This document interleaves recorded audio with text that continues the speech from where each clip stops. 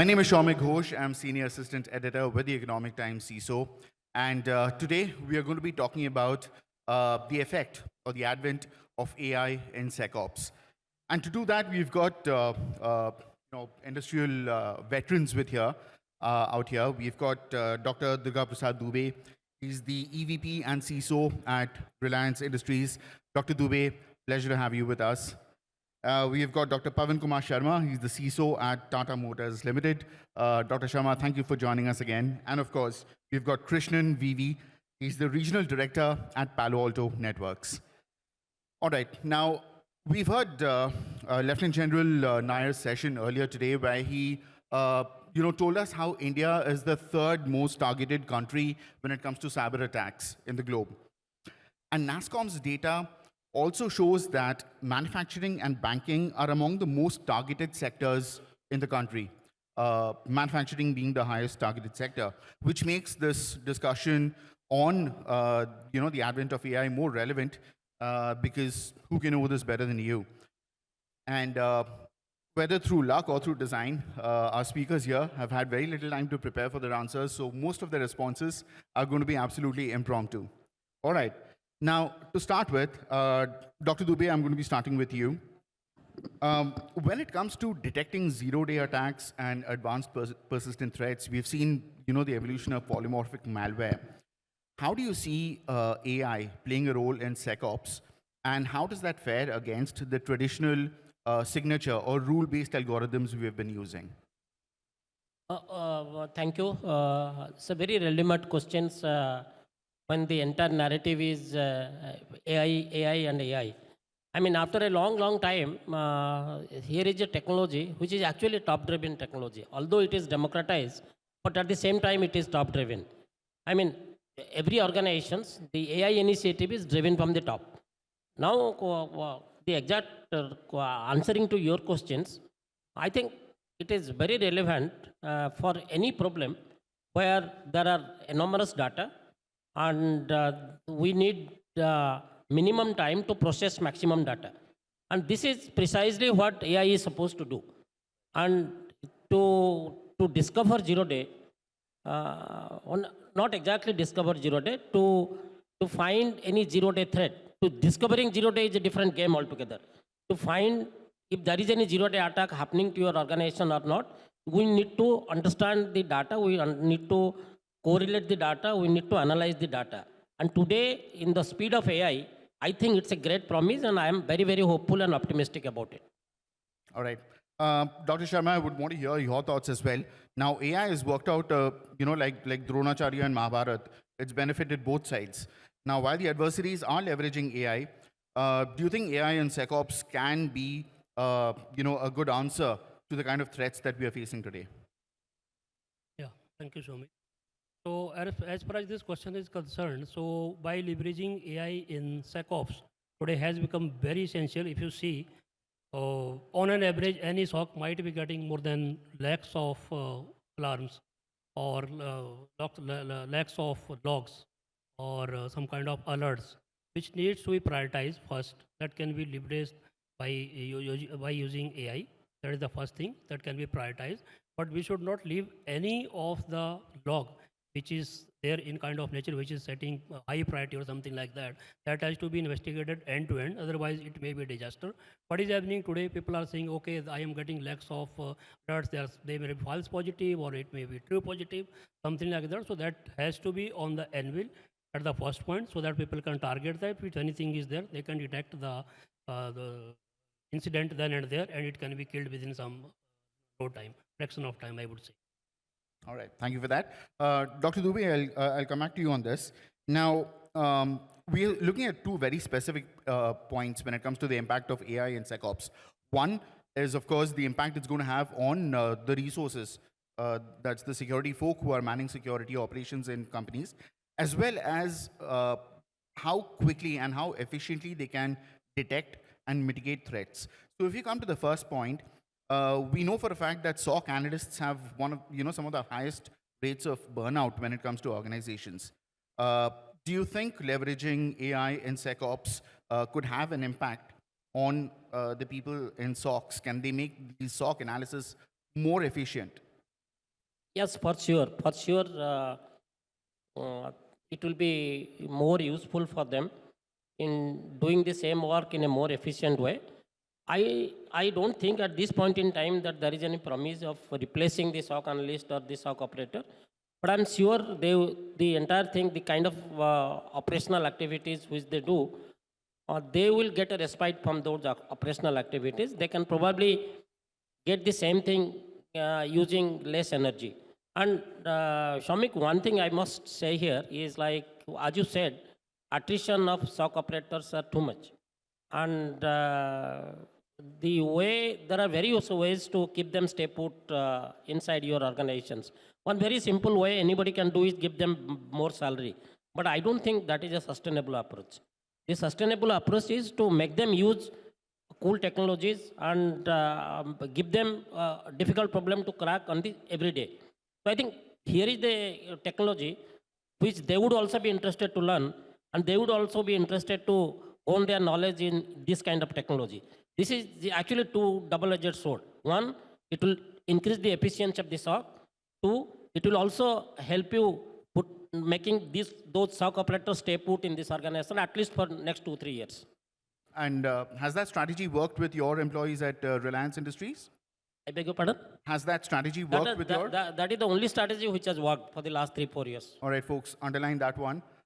Some real important points for you to take away out here. All right, and as an additional question, I would also want to ask you, while you're handling your resources well, what impact does it have on the way it detects and mitigates threat? What's the impact on MTTD and MTTR? To be very honest, I'm not a person who will search for a problem to fit into a solution. So I think MTTD and MTTR today doesn't have much to do with the current AI technology. What is really important is the minimum time to isolate a system. When I say minimum to isolate a system, where I'm coming from is like something may happen for any organizations, and when it happens, how quickly you dissociate that system from the entire network, remove that device from the network or that user from the network. Let me say you one simple use cases. Let's say you are traveling in the car and somebody tells that there is an attack which is happening to Mr. X. You open your mobile and say that isolate Mr. X. Hindi mein bolo, English mein bolo, or whatever language you are comfortable, you just say, "Arey usko nikal do." Then the system should understand, the AI should understand that and go to the relevant API, call the relevant API, call to the respective endpoint firewall or the firewall and populate a rule to isolate that system. And this sounds little dramatic, but this is what we have implemented at this point in time. Thank you for that. Krishnan, now you've partnered with a lot of companies, and I think your inputs are going to be very vital here, especially since I'm going to be referencing one of your research reports. So a Unit 42 research report showed that threat actors are using AI to automate attacks. They are optimizing malware and also able to evade detection. Do you think AI-driven SOCs are better equipped to deal with this new wave of attacks when you compare them with traditional SIMs and SOARs? Absolutely. I think challenges. The traditional security platforms have been the cornerstone till date, right. But whether they will move on to the next level, very unlikely, right? And the challenges what we see here is there are a lot of issues with regard to complex configurations, the kind of integrations which are needed, which are not happening today. If we need to address all that, obviously we need the state-of-the-art platform, which is driven by AI ML models, which can actually give you the best of outcomes. And today it is possible. If I do that, if I do check based on what we provide one of the world's leading intelligence management platform, including incident response, which we call it as Unit 42. And just to refer on why we took Unit 42, the name 42, being we took it from the 1979 scientific novel, right, which is primarily the Hitchhiker's Guide to Galaxy, where 42 was put in as a playful reference for one of the answers to an ultimate question. We took it from there.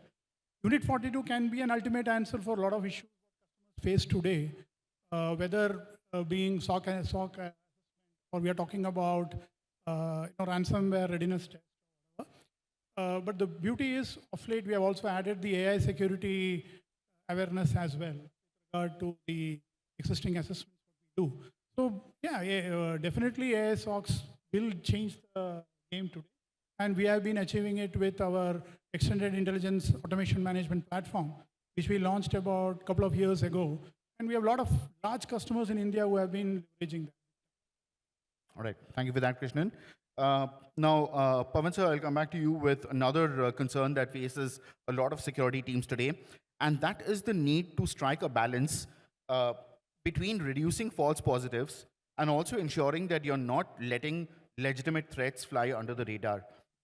So in terms of how a CISO operates, what would you want to share with our audience out here? How can they strike that perfect balance? Yeah, today, if you see, this is the great challenge for every CISO in order to isolate the false positive.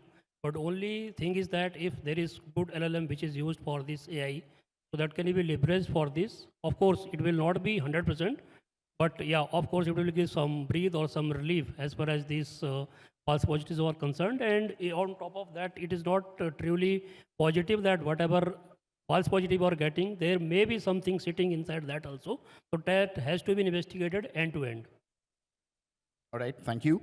And Krishnan, while we had spoken about the impact on MTDD and MTTR, could you, give us some examples from what you've, experienced? To what extent, what are the tangible benefits in terms of slashing down MTDD and MTTR? Can they be reduced? And if so, to what extent? We have seen massive improvements across all customers, even though the numbers vary from customer to customer. But what we see today is what it used to be for hours and weeks. Today it has come down to minutes and seconds. We have been able to achieve that big time. One of the things which I really want to highlight here, and Professor also raised it, is there's a lot of money which has been spent on detection engineering. Okay? But I think that is only half the battle won. Right? You need to look at the other half as well on how do we resolve. And in today's SOCs, because of disparate resources across, I don't know whether everyone is able to measure what is MTTD and MTTR. That is the state today. And if that needs to change, you need an AI-powered SOC, and definitely it is possible. Most of our customers are able to see a lot of benefits around this. SOC metrics, the most critical SOC metrics are MTTD and MTTR, and most of them are benefiting from that. All right. Just a quick follow-up question as well, Krishnan. What's been Palo Alto Networks' approach to using AI to reducing alert fatigue? Because, an organization the size of maybe Reliance Industries or Tata Motors, they get, over 1,000 alerts a day easily. How do you reduce that alert fatigue and the stress it poses on security analysts? So when I said traditional SOCs, how they have been functioning is because of the way it is configured, right? There are tons and tons of alerts, incidents coming in. And in today's world, what is happening is if you put it as a pyramid, all these alerts come and hit the analysts. You have tens of hundreds of analysts sitting over and then going through a whole lot of alerts to figure out which is the one which is impacting them, and then trying to get that needle out of the haystack, which doesn't happen. Because you end up spending a lot of time on a particular alert, and at the end of the day, you will figure out that it's a false positive. What Palo Alto has done is we have inverted that pyramid. What we are trying to do is we are taking an automation-first approach. So all this gets into a data lake, right? We run AI ML models, and as I said, I just want to go one level above, taking the needle out of the needle stack itself, right? Which is more difficult, but I think we have been able to achieve that.